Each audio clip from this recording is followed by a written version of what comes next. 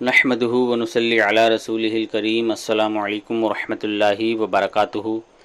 اعلیٰ حضرت فاؤنڈیشن کی جانب سے عقائد کورس کروایا جا رہا ہے اور یہ اس کا 39واں دن ہے۔ حضور صلی اللہ علیہ وسلم کے مالک و مختار ہونے پر ہم احادیث مبارکہ اور قرآن پاک کی آیات سے دلیلیں سن رہے ہیں۔ 2 پارٹ گزر چکے، یہ تیسرا پارٹ ہے۔ آئیے میں آپ کو حدیث پاک سناتا ہوں۔ صحیح بخاری حدیث نمبر 5557۔ حضرت ابو بردہ نے نماز عید سے پہلے قربانی کے جانور کو ذبح کر لیا تھا، تو رسول اللہ صلی اللہ علیہ وسلم نے فرمایا کہ اس کے بدلے میں دوسری قربانی کر لو۔ انہوں نے عرض کیا کہ میرے پاس 1 سال سے کم عمر کے بچے کے سوا اور کوئی جانور نہیں ہے۔ شعبہ نے بیان کیا کہ میرا خیال ہے کہ حضرت ابو بردہ نے یہ بھی کہا تھا کہ وہ 1 سال کی بکری سے بھی عمدہ ہے۔ رسول اللہ صلی اللہ علیہ وسلم نے فرمایا کہ پھر اسی کی اس کے بدلے میں قربانی کر دو، لیکن تمہارے بعد یہ کسی کے لیے کافی نہیں ہوگی۔ سبحان اللہ۔ تو دیکھا آپ نے حضور صلی اللہ علیہ وسلم کو کس قدر اختیار ہے۔ اسلام کا یہ اصول ہے، یہ قانون ہے کہ 1 سال کا یا پھر 1 سال کے اوپر کا جانور ہی ہم قربانی کر سکتے ہیں، لیکن صحابی رسول کے پاس 1 سال سے کم عمر کا جانور تھا، اس سے بڑا نہیں تھا، تو حضور صلی اللہ علیہ وسلم نے اجازت دے دی اور فرمایا کہ تمہارے بعد یہ کسی کے لیے کافی نہیں ہوگا۔ مطلب حضور صلی اللہ علیہ وسلم نے صحابی رسول کو اجازت دے دی، تو اسی سے ثابت ہوتا ہے کہ حضور صلی اللہ علیہ وسلم کو کتنا اختیار ہے۔ حالانکہ وہاں پر کوئی وحی نہیں آئی، جبرائیل علیہ السلام وحی لے کر آئے نہیں، کوئی وقفہ نہیں اس بات میں، کسی بھی راوی نے اور صحابی نے یہ نہیں کہا کہ وحی اتری پھر ایسا ہوا پھر ایسا، نہیں، بالکل ترنت جیسا انہوں نے کہا تو حضور صلی اللہ علیہ وسلم نے کہا کہ ٹھیک ہے کر لو۔ تو اس سے ثابت ہوتا ہے کہ حضور صلی اللہ علیہ وسلم جو چاہیں وہ کر سکتے ہیں۔ ایک اور حدیث پاک سنیے، سنن ابو داؤد حدیث نمبر 3607۔ ترجمہ: رسول اللہ صلی اللہ علیہ وسلم نے ایک اعرابی سے ایک گھوڑا خریدا، آپ اسے اپنے ساتھ لے آئے تاکہ گھوڑے کی قیمت ادا کر دے۔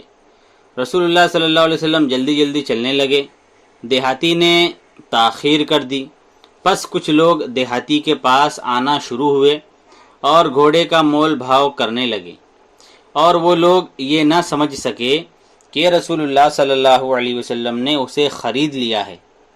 چنانچہ دیہاتی نے رسول اللہ صلی اللہ علیہ وسلم کو پکارا اور کہا، اگر آپ اسے خریدتے ہیں تو خرید لیجئے، ورنہ میں نے اسے بیچ دیا۔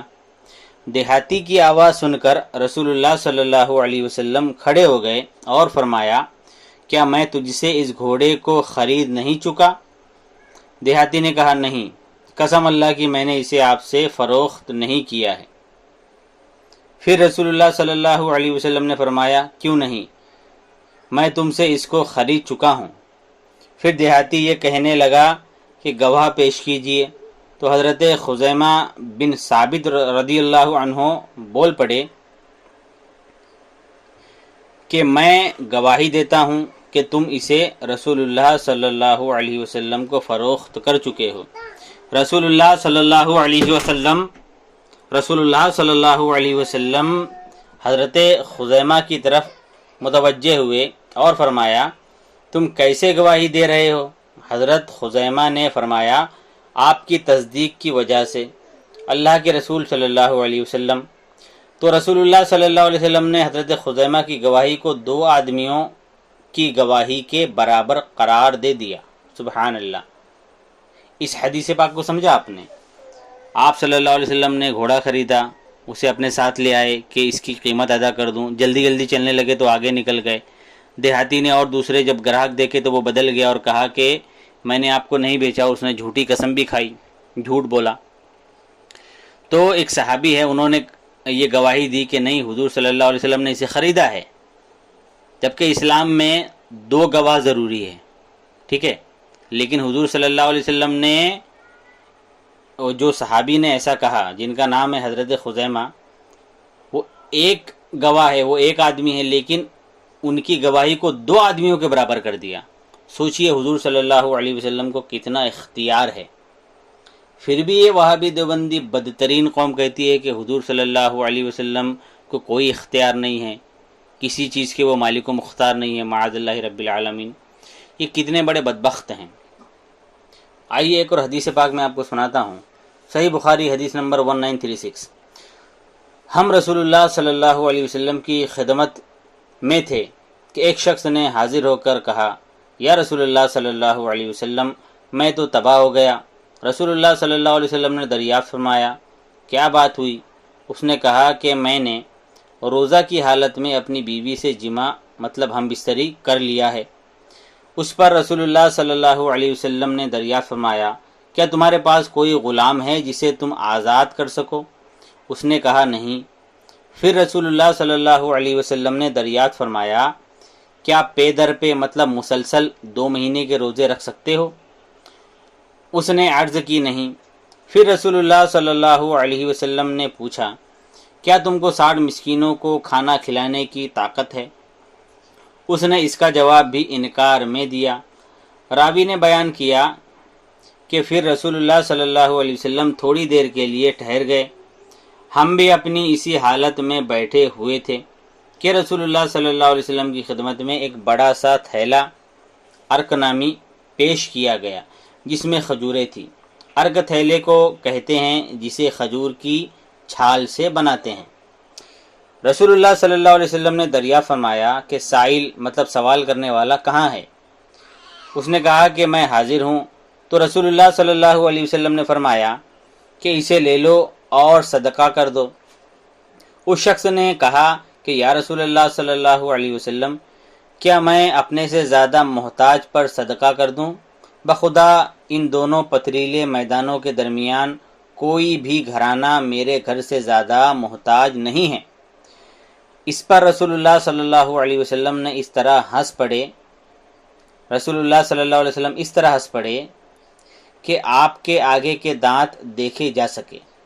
پھر رسول اللہ صلی اللہ علیہ وسلم نے ارشاد فرمایا کہ اچھا جا اور اپنے گھر والوں کو ہی کھلا دے۔